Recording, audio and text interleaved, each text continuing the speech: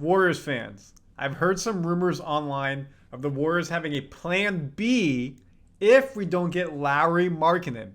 No, it's not Ingram. No, it's not Levine. It's someone you're probably not expecting. So I want to make sure you're aware. We're going to break it down. I'm going to tell you why it's not a good decision. In addition, Gui Santos is playing with the Brazilian Olympic team. They just qualified for the quarterfinals. Congrats to Brazil. We've been focusing on Steph Curry, Steve Kerr, Team USA. So let's give you an opportunity to see how Gui's doing. And we've been bashing him a little bit. That's probably a strong word. He may be the odd man out if we have to sign Quinten Post or it's Pat Spencer. So is he proving himself at the Olympics to earn that spot? We'll show you. But first, we have something new coming to the channel. Mailbag. Let me show you this. Mailbag, y'all. So let me take this away.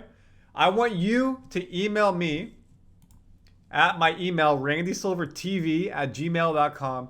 Email me a video, 45 seconds or less, with a question or comments. So I'm going to do a full episode responding to y'all.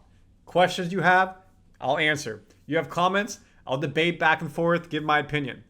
If this goes really well, we'll do this a lot during the season, be able to react to games in real time, things like that. So a new thing coming to Warriors Digest, mailbag. randysilvertv@gmail.com. Copy it, screenshot it, write it down right now, and send me a 45-second video letting me know your thoughts on anything in Warriors land, and I will play it in a future video. Probably 3-4 videos away. Want to get a good amount so that way we have a solid video and do it for you, all for the Warriors fans.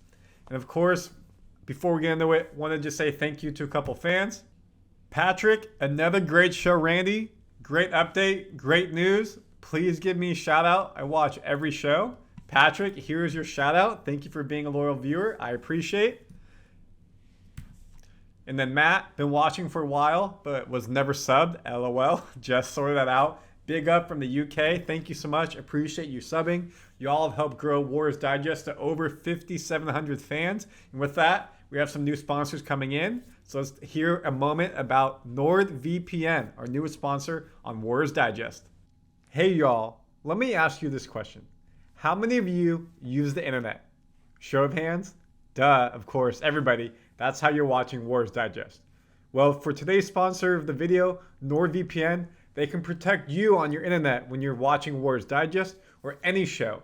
From phishing attacks, no one takes your personal information.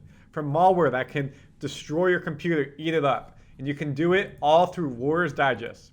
Thanks to NordVPN being our sponsor, use the code you see right here, nordvpn.com/warriors, nordvpn.com/warriors, and you can get your discount code to check them out. They're a VPN that allows you to surf the web anytime, any place, anywhere, from your home, from the coffee shop, your friend's house, wherever it may be. I used to work in cybersecurity, so I know how important it is to protect your information on your computer, on your emails, and the web, and NordVPN will help you. NordVPN.com/warriors. Check them out, and thank you to NordVPN for sponsoring our videos.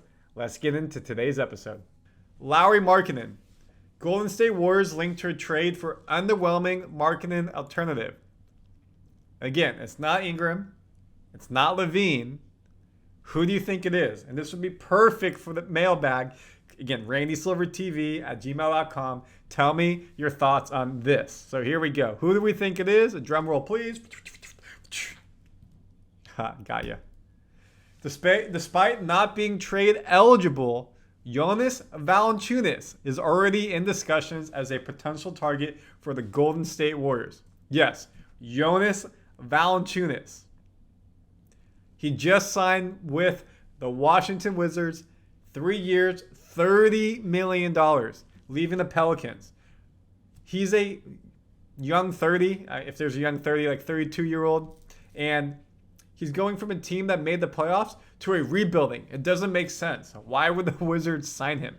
Maybe it's a way, as a ploy, to then get him traded at midseason when they can trade him for a first-round pick back. That's what I think. Now the question is he a good fit for the Warriors? One player that's already drawing trade conversations, as I just mentioned, is Jonas Valanciunas. with NBA executive telling Sean Deany of Heavy Sports that the Washington Wizards will shop this 6'11 big man by January, despite only just signing him to a 3-year, $30 million contract last month. Again, the contrasting timelines between the rebuilding Wizards and the 32-year-old Valanciunas is perplexing. He can be traded in September, but obviously closer to the deadline makes sense. So the question is, what's the fit with the Warriors? He's a solid player. He started most of his 12 years, but if we can't get Markkanen, who could play 3, 4, 5 in our offense, he probably plays 3. Actually, no, because of Kuminga. 2 is Brandon, 1 is Steph, 4 is Dre. So then he probably plays a stretch 5 and TJD moves to the bench. In that case, potentially. Or you move Kuminga 2.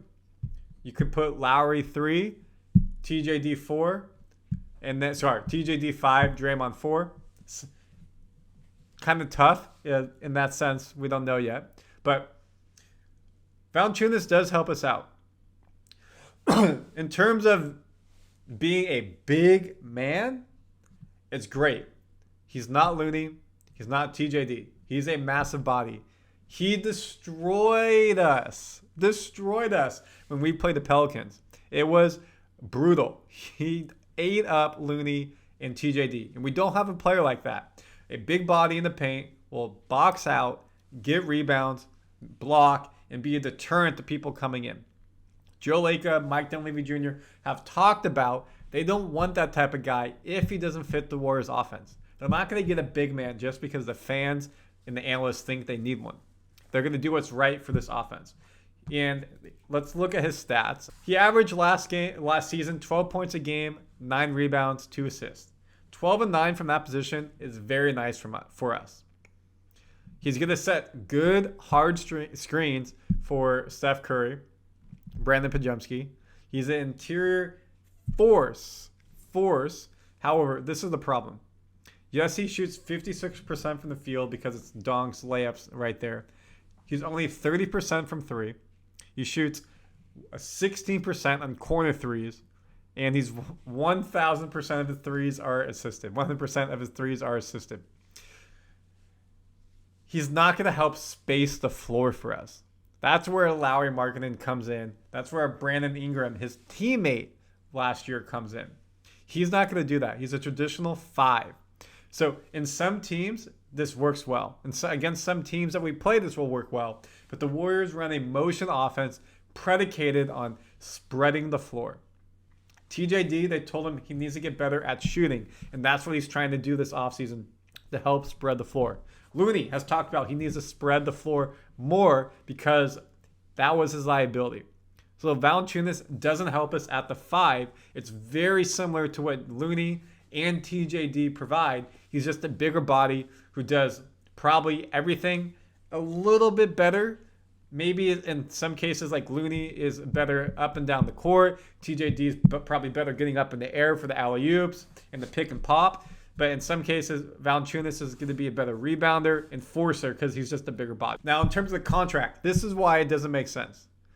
We don't have $10 million. That's a lot of money in this Warriors organization.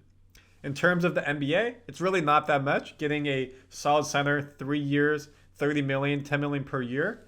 Right now, if we look at the Warriors roster, let me blow this up for you. If he's very similar to TJD, TJD is getting $1 million a year. Looney is on an expiring contract at $8 million. So TJD is getting 1, 3, 4 like the next couple of years. So it doesn't fit the salary cap. This means you have to trade. If we're going to do a trade for him, it will have to be, they'll probably want a first round pick, and you have to match the money.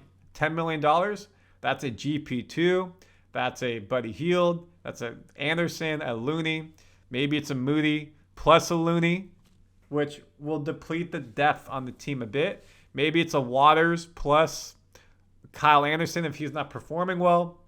Maybe it's a Waters, or maybe it's a Santos if he's there, plus a Looney. So you see what I'm saying? Everything we talked about this offseason still matters, that we have to match the salary in the trade. But they're also going to probably want a first-round pick. So the question is, do you think Valanciunas would be a good fit on the Warriors? And B, do you think that's a good trade if we get him, if we don't get Markkanen? And it would be, again, at the midseason mark around the deadline. So at least we would know what's happening with the Warriors, if it makes sense, if it doesn't make sense. Are we really having that issue again with interior defense? If it is, then you know what? Maybe you have to make that trade. If not, then you don't need him. You don't need him. And Kuminga, Moody, and Brandon, excuse me, brain fart for a second. I'd love for you to put the comments, but if you want to be featured, randysilvertv@gmail.com. Go ahead and email me video, and we're going to play it. And that takes us to the second topic of the day. Warriors forward earns career first, sees big minutes in keeping Olympic dreams alive. So we haven't really spoken much about Santos this offseason. If I look back really quick again, he's only making $1.8 million this year. We haven't signed Quinten Post yet. So his role potentially, I don't think they're getting rid of Waters because they traded for him. Pat Spencer maybe on the two-way. They got to figure out where this Post go. So Brazil, in the Olympics, you're playing against high-level talent. If he can perform well and prove I deserve my spot, that may sway the conversation. We saw Spencer do very well in Summer League, not the same level of competition. So if Santos can ball out for Brazil, it's a big, big plus for him. He came off the bench in his first two group games, and then he started for Brazil in a 102-84 win against Japan. 17 points, 7 rebounds, 4 assists across 53 minutes in his first two outings. But he got more playing time against Japan, who was missing Rui Hachimura because he got suspended. Yes, suspended for getting thrown out of the game before. And it was a very soft throwout. He didn't deserve it. He played over 4 minutes more than any of his teammates. Santos saw just 5 shot total attempts, finishing with 5 points, 4 rebounds, 2 assists, a steal, and a block in 34 minutes. So if we make this bigger for you, here's his Olympic stats. He's averaging 30 minutes a game, and it's been 3 games. He's shooting 36%, 33% from 2, 40% from 3, 66% from the free throw line, 7 points a game, and 2 assists. If we break that down to what's the totals, 7 of 19 from the field, 4 of 10 from 3, 6 offensive rebounds, 5 defensive rebounds, 6 assists, 22 total points. So it's not anything crazy, but he's playing a lot of minutes, playing high-level minutes. He's playing minutes that matter in the Olympics. His team is moving on to the quarterfinals, which is big as well. So he's doing good service there. And again, we got to do everything in Warriors land, not just focusing on Steph Curry. Got to talk about Santos a bit. So now the question is he going to stay with this Warriors? And it really comes down to, again, are we going to keep Spencer or Santos, in my opinion, for the Warriors? Santos is more of a forward. Do I have his height? I don't. We have a glut of forwards, but not a lot of guards in terms of point guards. Pat Spencer, I think, is a good backup point guard. He's athletic, can shoot the 3. Quinten Post is another forward. He plays center, basically forward. So I think Santos may be the one. And if he's gone, then he's giving himself a good use case to another team to show why he deserves to be here. So let me know your thoughts on Santos. If you've been watching the Olympics, of course, we have the full breakdown on Team USA here. And let me know your thoughts on if you think Valanciunas would be a good fit. And please reach out to randysilvertv@gmail.com with videos for our mailbag episode. It will mean a lot. Can't wait to have it. You'll enjoy it. Submissions, please, or else we can't do it. Bye, y'all.